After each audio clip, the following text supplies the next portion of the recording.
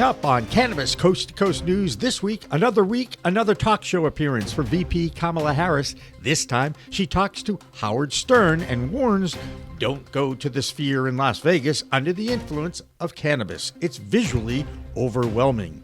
And more business failures in the industry from coast to coast as Ease lays off 500 employees and will close down delivery operations in California and Michigan by the end of the year.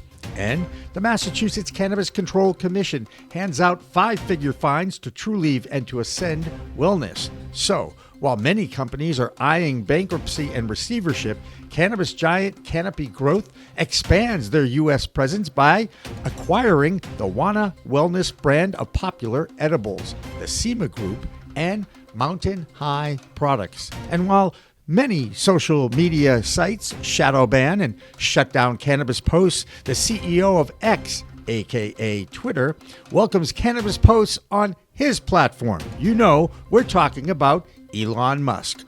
On Cannabis Coast to Coast News with Alaina Pinto. Next. We are Pro Cannabis Media.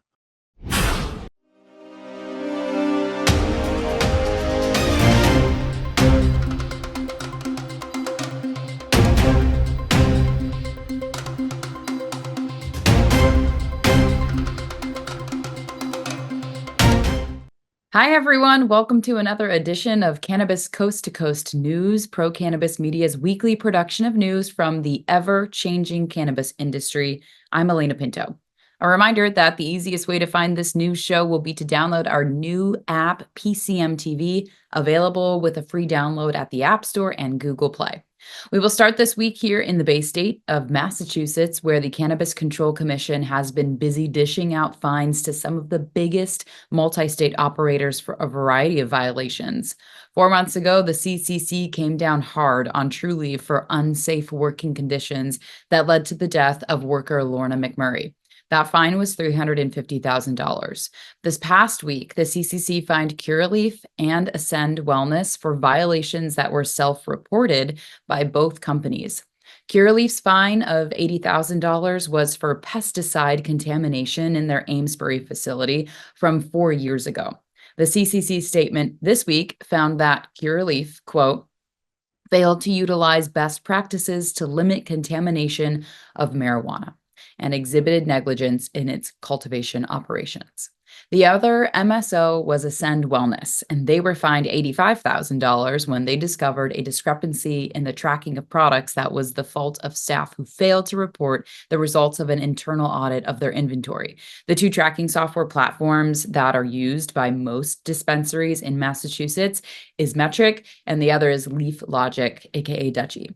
It seems that the two platforms were not in sync. So that led to some product that had been ordered ahead for in-store pickup being sold at the counter to walk-ins. It doesn't sound like such a big mistake, but the tracking of every product from seed to sale is the basis for all legal sales in the Commonwealth. In this year alone, the Cannabis Control Commission of Massachusetts has now dished out $785,000 in fines. That money goes into the Marijuana Regulation Fund. 15% of that is supposed to get deposited into the Cannabis Social Equity Fund. So what impact did Curaleaf's latest oops have on their publicly traded stock? That's why we have our own day trader, Doug Miller, who is high on Wall Street. I'm Doug Miller from High on Wall Street with this week's Cannabis Stock Report for Cannabis Coast to Coast. Curaleaf has made massive amounts of progress in recent weeks as the company's focused on cutting costs and bringing new people on board. Curaleaf CEO Boris Jordan, he said that the company's changing the whole dynamic of how it operates. He also recently stated that the industry's going through a very difficult period, and there's a lot of major both catalysts and potential roadblocks in the way. Curaleaf is set to release its Q3 2024 financial and operational results on November 6, 2024, with a detailed conference call scheduled for that evening. So let's see how the stock chart's looking. It's trading around $2.97, and it's setting up as most of the cannabis stocks are. So watch for this bad boy to start running up. And as it does, trade smart and lock in those profits. And that's this week's Cannabis Stock Report. Reporting for Cannabis Coast to Coast, I'm Doug Miller.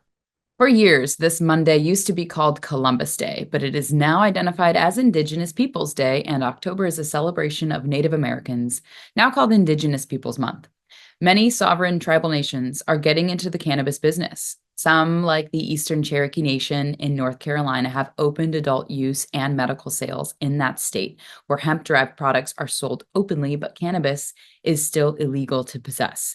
Tina Tasaka is now covering the cannabis news coming from these tribes in her Nevada Cannabis Report. I'm Tina Tasaka with 420 Technologies, and this is the Nevada and Tribal Nations Report for Cannabis Coast to Coast News.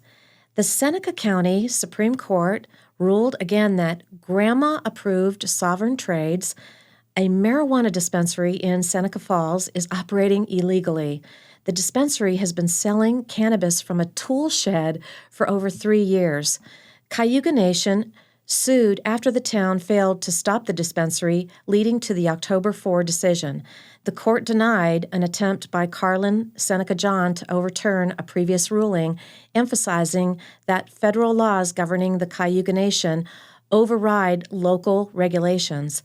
This marks the second legal victory for the nation, putting pressure on the town to enforce its laws.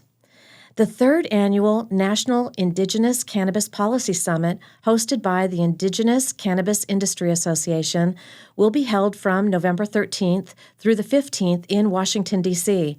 This event will bring together tribal leaders, government officials, businesses, healthcare professionals, veterans groups, and advocacy organizations to address key challenges and opportunities in the cannabis and hemp industries for Indigenous communities. Rob Pirro, founder of ICIA and Candigenous, highlighted the importance of this year's event, saying, "In our third year of the summit and a pivotal election year, we have a unique opportunity to make an impact. The summit's theme, Tribal Cannabis Reform Moving Forward, aims to develop a plan for cannabis reform in the new administration. Registration is open at indigenouscannabissummit.com. In Nevada, on October 2nd, the Lyon County Sheriff's Office and several agencies raided 2 locations in Silver Springs and Stagecoach, uncovering an illegal marijuana growing operation. Over 1,500 plants, 1,000 pounds of processed marijuana, firearms, and large sums of money sent to Mexico were seized. 10 individuals were arrested, facing charges including drug trafficking and unlawful cultivation. The operation involved multiple law enforcement and government agencies, including the DEA and Homeland Security. As I sign off, this Vegas girl of 29 years must say goodbye to Miss Tropicana of 67 years. She was imploded this week. So long, farewell. We hate to say goodbye. The Tropicana Hotel and Casino. That's it for the Nevada highlights and tribal nations. I'm Tina Tasaka with 420 Technologies and Cannabis Coast to Coast News. Lots of news this week from California, and none of it is very promising. Ease, one of the largest delivery operations in the Golden State and in Michigan, is laying off 500 workers and is scheduled to shut down by the end of the year. Ease had been known as the Uber of weed, but they defaulted on a $36.9 million loan, and the company could not recover from high operating costs, regulatory burdens, and competition from unlicensed legacy operators. And another example of the challenges of operating in the cannabis industry is that, especially in California. So now Ease joins MedMen, Flow, Canna, and Herbal as major players with valuations in the billions, who have all failed because of the strict regulations the Golden State had put in place to control the rollout of the adult use legal market. This failure has now put thousands of workers back on the streets looking for work, and the return of the legacy market to dominate. Sadly, this was the exact reason why the legal market was created in the first place. Overregulated, overtaxed, and licensed legal cannabis has crippled the number one market in the United States, exposing how to ruin a once vibrant state with a strong medical program. Well, now let's check in on the state that was the first on the West Coast to start a legal adult use market, Washington State, with Matthew Friedlander. Hi, I'm Matthew Friedlander, coming to you from the owner's office here at Skagit Organics with the Washington State Cannabis Report for Cannabis Coast to Coast. In today's report, I will touch on some rulemaking at the LCB and give you some information about a few upcoming events. So the LCB has finalized some rulemaking sections recently, most notably the rulemaking surrounding the regulation of THC outside of our regulated system. So the THC content of hemp products in Washington. The LCB, there is rumors as well that they are considering changing our traceability system. They have recently sent out a survey looking for people's opinion from the industry on our opinions on the traceability system. So not good news. This hasn't gone well in the past when we've switched. 2018 to leaf data was a disaster. Actually, many businesses couldn't even conduct commerce for about 3 weeks. So again, I've submitted my opinion on the situation, and that is to leave things alone. A few upcoming events the Cannabis Alliance is hosting. We have a fundraiser here in Washington next Tuesday, the 16th, for Shelley Kloba. Representative Kloba has been a great advocate for the cannabis industry in past years, and we are hoping she will continue to support us as we support her. If you're in Washington, you can attend this event in person. Please visit thecannabisalliance.us, click on the calendar link, and look for an invite to that event. Also on October 17th, the Cannabis Alliance will be hosting a virtual town hall on bridging the divide between cannabis and hemp. This is a virtual event, like I said, so you can attend this from anywhere. If you, again, go to thecannabisalliance.us, click on the calendar link, you'll be able to find an invite for that. So that's what I've got for you this week out of Washington. My name is Matthew, reporting for Cannabis Coast to Coast. Don't forget to like, share, and subscribe. Another state with declining sales continues to be New Mexico. The total sales numbers for September in that state have declined by $4.3 million. This market is only 2 years old, and it does seem to be leveling off, with total medical and adult use sales just $46.8 million for the month. New Mexico's total transactions for the month was just over 1 million, but the thriving legacy market seems to be the biggest factor, according to the Albuquerque Journal. Multi-state operator Swayze told that newspaper that medical sales will probably continue to decline as consumers move over to the adult use sector, which is typical for states that have transitioned over to offering both. Since the legal market launched in New Mexico, total sales are now at $1.3 billion, but now seem to be slowing down. The September sales numbers were the lowest since February of this year. The newest state to open for adult use in addition to an established medical program is Ohio. Christina Brisson follows that state for us now, and here's her Ohio report, sponsored by Yellow Labs, a sublingual tincture product that is now in 40 dispensaries in that state. In Willow Creek, Rory, renowned for birdwatching, embraced nature's elegance. Preparing for his woodland sojourn, he used grape-focused THC mist from Yellow Labs. Each spritz honed his senses, capturing avian beauty. Immersed in the forest symphony, Rory's lens froze vibrant moments. Emerging at twilight, gratitude filled him for the mist's clarity. Recalling, find Yellow Labs near you. Rory ordered more of his mist from... Hi, I'm Christina Brisson with Over the Top Renovations with your weekly Ohio Cannabis Report with Cannabis Coast to Coast News. Short update this week, but our sales have exceeded $98 million in the first couple months of sales. And remember these moratoriums that I've talked about a few times? We have 111 of them already in place in Ohio. And now Marietta is looking to possibly join this. Now their council's going to have a vote on October 16th. Let's hope it goes the other way. Another fun fact I learned today is that, is it possible that cannabis is an anti-cancer agent? Preclinical studies show that cannabinoids, or suggest that cannabinoids may inhibit the growth of cancer cells, as well as promote cell death of the cancer cells. More information to come as I find out. Thank you so much, and that's your weekly Ohio Cannabis Report. The Ohio Cannabis Report is supported by Yellow Labs and BetterWaysToTHC.com.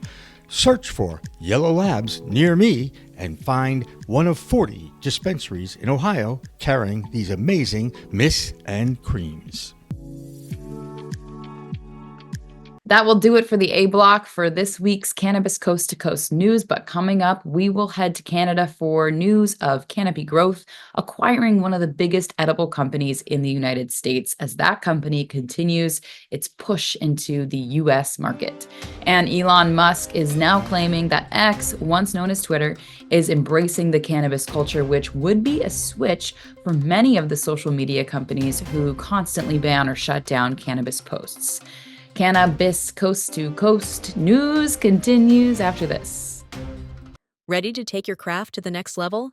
Imagine faster extractions, purer products, and more profits. Sounds good, right? At Pure 5 Extraction, we've revolutionized cannabis extraction with our game-changing technology. No solvents, no heat, just the cleanest, most natural process on the market. Whether you're a boutique grower or a large-scale operation, Pure 5 has the tools to elevate your business worldwide. Visit pure5extraction.com today. Pure 5 Extraction, because your plants deserve the best.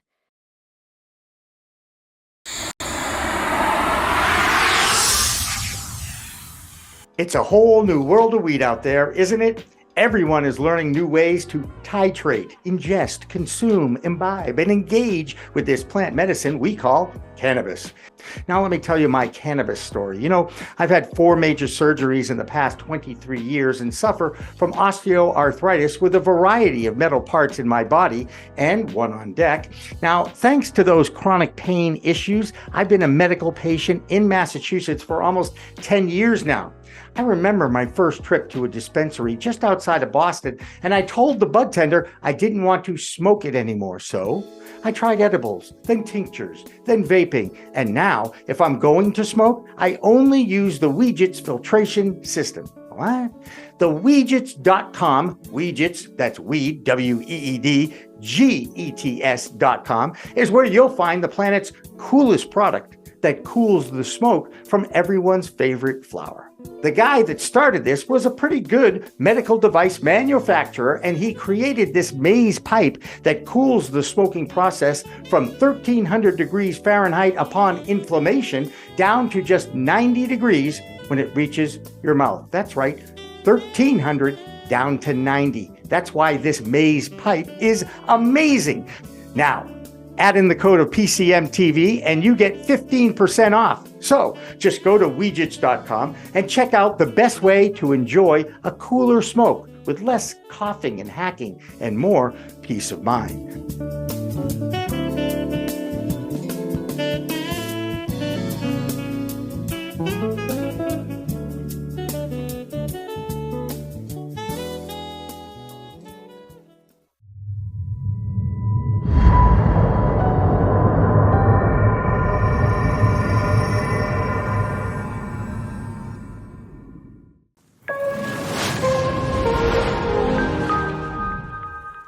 Hi, everyone. Welcome back to Cannabis Coast to Coast News. I'm Alaina Pinto. This is the B block, or our second section of news items for this week. We start with Elon Musk, one of the richest men in the world, and someone who has admitted to being a user of cannabis is now operating X, that used to be called Twitter. Musk is letting his billions of followers know that his social media company will be a safe haven for cannabis posts.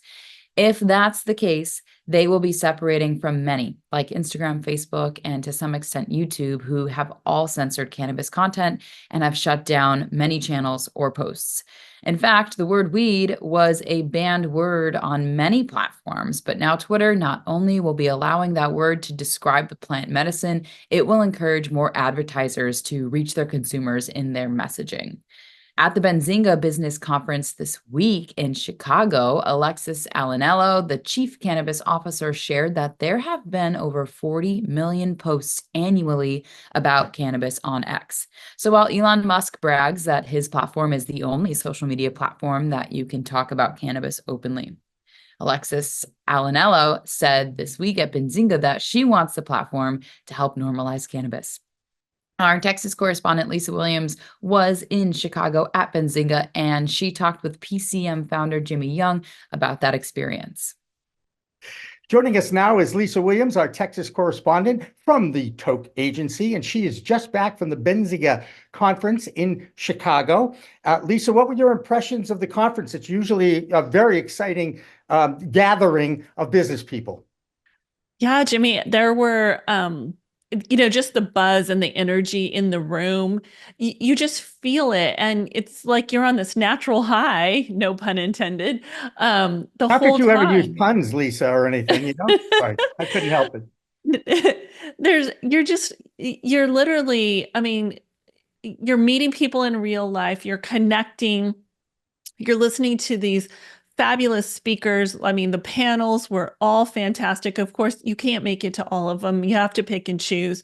But I think overall, if I could rate it, it was fantastic. I had the honor of going to a couple of after parties and meeting people, in smaller settings and intimate groups and having dinner and really connecting, on a micro level. And it really was fantastic. My takeaway was I definitely will be attending more Benzinga conferences in the future. There you go. And, there's a lot of doom and gloom in the industry right now. Another company goes bankrupt and is in receivership. Capital has dried up. Yet at that conference, every report that I've seen, people are far more bullish on the industry than I expected them to be. I was browsing LinkedIn today and I see, everybody's post about, attending the conference. And I think there was just a lot of optimism. And that's what the conference is for. It's if you're raising capital or if you're looking for capital, that is the main reason that you're supposed to attend Benzinga. And so I think there's a lot of optimism. As I said, I didn't have the opportunity to attend all of the different panels. So I wasn't really privy to some of the information that was shared. But, I think overall, you can listen to the noise or you could choose to make your own path and figure out a way to make it happen. Okay, here's a curveball. What did Lisa Williams learn at this conference? Anything? Oh, gosh. Well, I connected with so many people, had so many opportunities to connect with people for Hello Again and for the Toke Agency, which just brightened my day every single moment. Had the opportunity to be introduced to a lot of people that I wasn't privy to me in the past. I think here's the other thing, Jimmy, and I posted about this on my LinkedIn post today. I've worked really hard to put myself in these rooms, right? 6 months ago, nobody knew the Toke Agency, nobody knew Lisa Williams, but I wasn't afraid to get my name out there, get the Toke Agency's name out there, get Hello Again's name out there. So I wasn't afraid to put myself in these rooms. And, I was speaking on a panel and got quoted in Benzinga's, article. I'm happy. There you go. And it's good to say hello again to Hello Again. Absolutely. I met them years ago, and I wish you the best of luck with that. Lisa Williams, our Texas correspondent, thank you so much for joining us here on Cannabis Coast to Coast News. I'm Pam Chmiel with the Mary Jane Society podcast, and this is the New York Cannabis Coast to Coast report. I attended the Revelry Cannabis Festival in New York City last weekend, and it was a real indicator of how the New York market is doing. The Revelry event combined a traditional trade show where buyers and brands networked and did business with an outdoor music festival where the public could meet brands, purchase products, and consume on site. Revelry's Meet the Brand Festival is the first large-scale public event of its kind in New York City. where visitors got to explore rows of booths and brands from top cannabis brands inside of a 70,000 square foot sports and entertainment facility, which had stunning views of Brooklyn and the East River. And it was clear that New York's cannabis market is evolving and maturing. Many brands showcased live resin and rosin products as addition to their product lineup, an upgrade from distillate products which typically launch a new market. And brands like Kiva and MFNY highlighted strain-specific gummies on their packaging, such as live resin, cherry lime, and super runs gummies. Dubbed a disaster by Governor Hochul, it's no secret that the launch of the New York cannabis industry has been grueling, especially for farmers who have endured a long wait for dispensaries to get up and operational. But with over 200 dispensaries now open, a sense of relief and optimism was evident on the faces of farmers exhibiting at Revelry. And famed New York City graffiti artist Gazoo used Revelry to launch his new line of flower, pre-roll, and vapes, and promoted it personally by screen printing dozens of T-shirts with his logo and handing them out to festival attendees. The event marked a significant leap towards mainstream acceptance of the cannabis industry in New York, and I'm sure more events are to follow where consumers can meet brands, purchase product, and consume on site. I'm Pam Chmiel for the New York Cannabis Coast to Coast Report. With only a few weeks to go before the presidential election here in the United States, the CEO of multi-state operator Tilray, Irwin Simon, is bullish on both candidates for the presidency.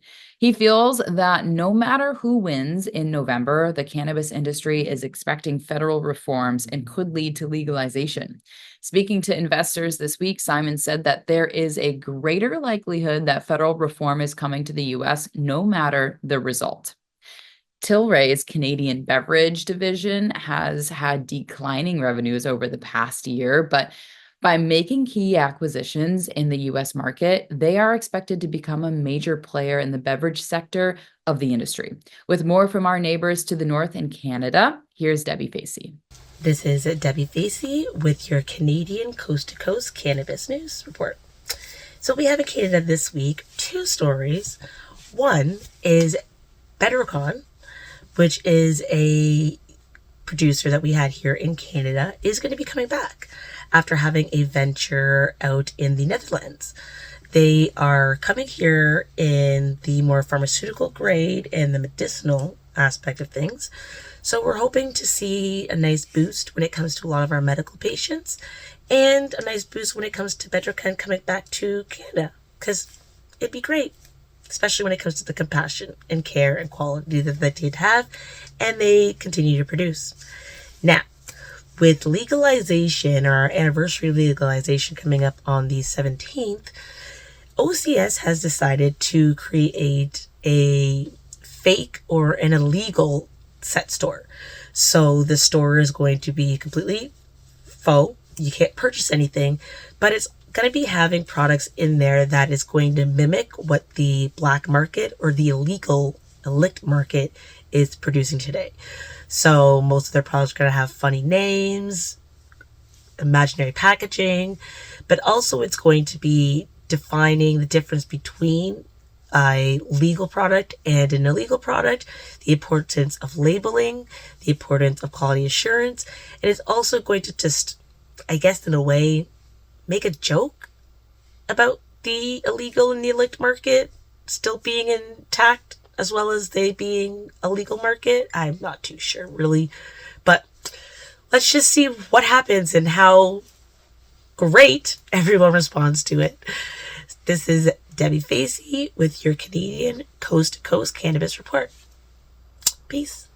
Kevin Shakir, aka the Shake Man, right here in the natural state of Arkansas, reporting for you at Cannabis Coast to Coast News. we've got breaking news coming out of the state of Arkansas. The Supreme Court has counted the signatures. That's right. They have told John Thurston, the Secretary of State, that he needs to count all signatures that have been turned in. What was going on? They were trying to not count those votes.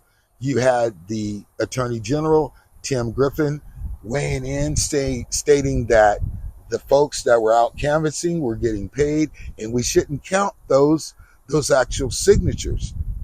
We were shy by the count that they were given. It was 177,000 votes that they were counting, or I should say not votes, but signatures.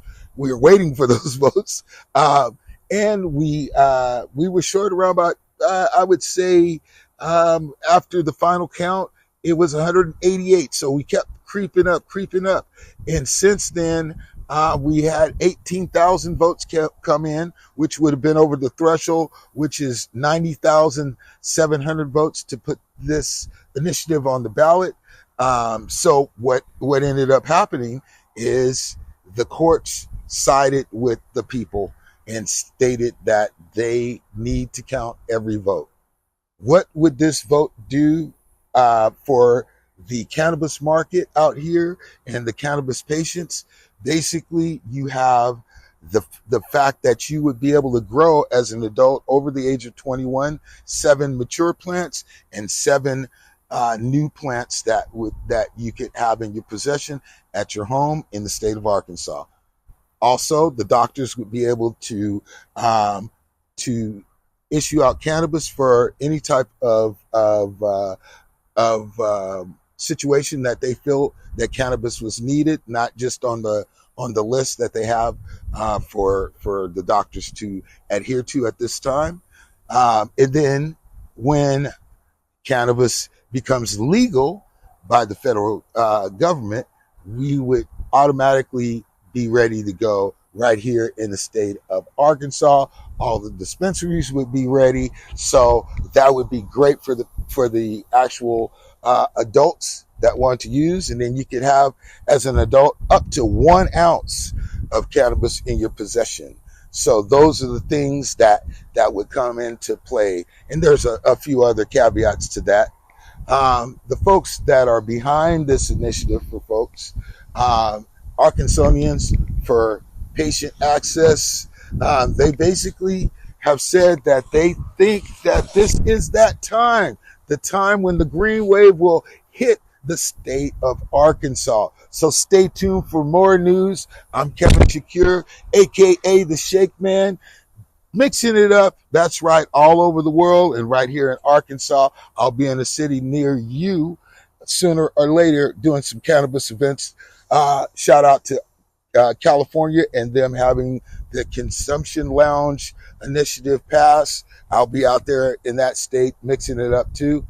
For more news, we now join Alaina Pinto right here at Cannabis Coast to Coast News.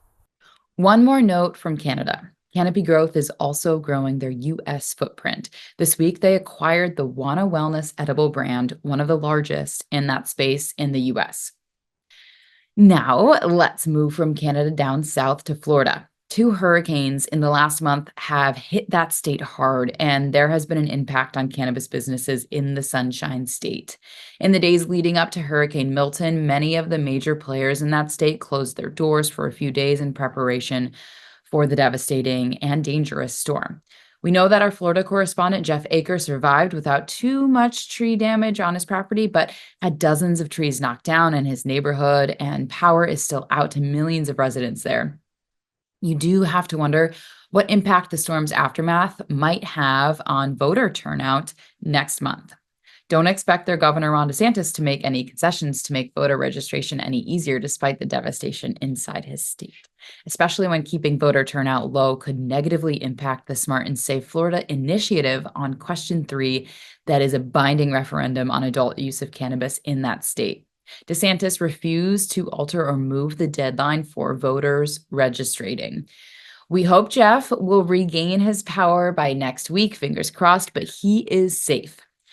One thing that the state of Arizona probably won't ever have to worry about is the threat of a hurricane hitting that state that is half desert. That's where Allison Benedict reports from this week, filling in for Karen Black, who is on vacation. I'm Allison Benedict from Pause Consumption, filling in for Karen Black with the Arizona Cannabis Report for Cannabis Coast to Coast News. Let's take a look at some of this week's top cannabis stories. The Mint dispensaries are giving back to the community in a unique way this October. They're hosting blood donation drives. As an added incentive, donors will receive a perk, either a free pre-roll or an edible, depending on the location. The goal is to help address the critical need for blood donations while engaging with the cannabis community in a positive way. It's a great opportunity to make a difference and get something in return. A new kind of dispensary experience is coming to Arizona. With the grand opening of Green Farms in Mesa, a supermarket-inspired cannabis shop, this innovative concept is designed to make shopping for cannabis feel familiar and accessible, similar to your neighborhood grocery store. Customers can expect wide aisles, an open layout, and a wide selection of products, giving them a more relaxed and comfortable way to shop for cannabis. Elevate Holistics is now offering telehealth services specifically for Arizona medical marijuana patients. This is a significant development, especially for patients in rural areas who lack access to transportation or individuals too ill to visit an in-person certification clinic. By connecting patients with healthcare professionals online, Elevate Holistics is helping to increase access to Arizona medical marijuana program, ensuring more people across the state can receive the care that they need without the challenges of distance or mobility. Finally, for Arizona cannabis lovers who enjoy a little competition, Bongs and Birdies is back. This charity golf tournament returns for its second year, combining cannabis culture with a day of fun on the golf course. Set for November 16th, participants can expect a day filled with golf, giveaways, and an opportunity to support Arizona NORML's advocacy efforts to reform marijuana laws. Whether you're a seasoned golfer or just there for the good vibes, it's an event worth checking out and a great way to support a cause that's making a difference in Arizona cannabis landscape. That's all for this week's Arizona Cannabis Report. I'm Allison Benedict from Pause Consumption, reporting for Cannabis Coast to Coast News. The state of New Jersey continues to be active in making reforms for their new cannabis industry. This week, the New Jersey Assembly passed a bill to protect the privacy of records for people who have had their records expunged. With more from the Garden State, here's Jill Goldsberry. Hey, Jill Goldsberry here with Coast to Coast Cannabis News, and this is the New Jersey Report. What's going on in New Jersey? Well, New Jersey is now the home to well over 100 dispensaries, adult and recreational combined, and with the majority being located in the Camden and Hudson counties of New Jersey. And that being said, we're able to welcome 5 more dispensaries into the fold. So I want to take a moment to congratulate Best Buds in Woodbury, MMD in Jersey City, Euphoria in Jersey City, Plantopia in Englishtown, and Mountain Dispensary in Vernon, New Jersey. Which brings me to MMD and their opening, which we were able to attend and get a look at the store. It is located on Newark Avenue in Jersey City, and their opening was really fun, complete with DJ. Shout out to Cannademics for a great job DJing. It was also local businesses that combined with the dispensary opening to offer free ice cream to patrons for their purchase. So we were able to take a look at Bonana's and the milk and cream ice cream out of Jersey City, all in the same location as the dispensary. Patrons were able to experience very deep discounts that day, and they'll probably never see that again. So if you missed it, you missed it. But MMD was a fun opening. If you get a chance to come to Jersey City, check it out. Which brings me to the Revelry Trade Show and Buyers Conference that happened a few days ago, and that was a 2-day conference on Pier 36, and keynote speaker was Angela Yee of Way Up with Angela Yee. One of the brands that we were excited to see was Precious Cannabis, which is owned by CEO Precious Osagie Aresi out of New Jersey, particularly East Orange, I believe. And so we had a chance to speak with her, and we're going to speak with her very soon on the show to talk about her experience at the Revelry and her experience building her brand, which is what she was talking about at the conference. I'm Jill Goldsberry with Coast to Coast Cannabis News, New Jersey. Great to see you, and we'll be back next time. Every week, Joe Parsons in Virginia finds interesting stories in his state that continues to enjoy a vibrant medical market while working on reviving the adult use movement. Here's Joe in his Virginia report for the week. I'm Joe Parsons from the Virginia Cannabis Connection, and this is the Virginia Cannabis Report on Cannabis Coast to Coast News. Since May of 2016, Minorities for Medical Marijuana has been one of the nation's largest nonprofit organizations devoted to social equity in the cannabis industry. They operate in over 27 states, including the United Kingdom and Canada. So today I was able to get caught up with the Virginia director, Lonnie Hayes, to find out what's going on in our neck of the woods. And this is what he had to say. Right now in the state of Virginia, the previous bill that we worked on getting passed, it did pass the House and Senate, but it had gotten shot down. We had verbiage in there for 60% of the tax revenue from cannabis to go back to underserved communities. But again, it didn't pass. An incubation period and helping small business owners get some leeway in the market before medical facilities do. And they're looking at trying to get started with adult use sales before the little guy does. But we're working on fighting that. So those are some of the provisions that are in the bill. I'm looking at having it again this coming go around for the General Assembly. It may not make it again, might get shut down, but we're going to continue to try. We might have to wait until the next governor. That is something that we're working on. It's not fair, it's not right that there are people still incarcerated while we have these companies making all of this money. It depends on who is in office on the state level. Look at Maryland. I recently have been going door to door and bringing awareness to what's going on in the community. I'll be going again this Saturday. That's my first year going door to door canvassing and being involved in the state politics. I recently went out to Mount Zion Baptist Church in Fredericksburg. It's behind Bragg Hill community. And we had two of our delegates there. It was Delegate Joshua Cole and Delegate Candy, forget her last name.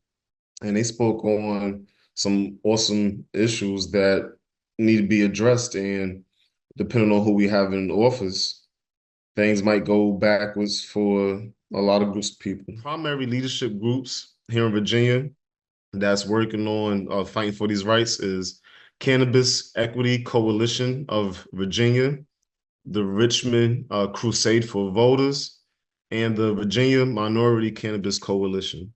I'm going to go and reach out to them all, man. Thank you so much because, dude, we need to all work as a team.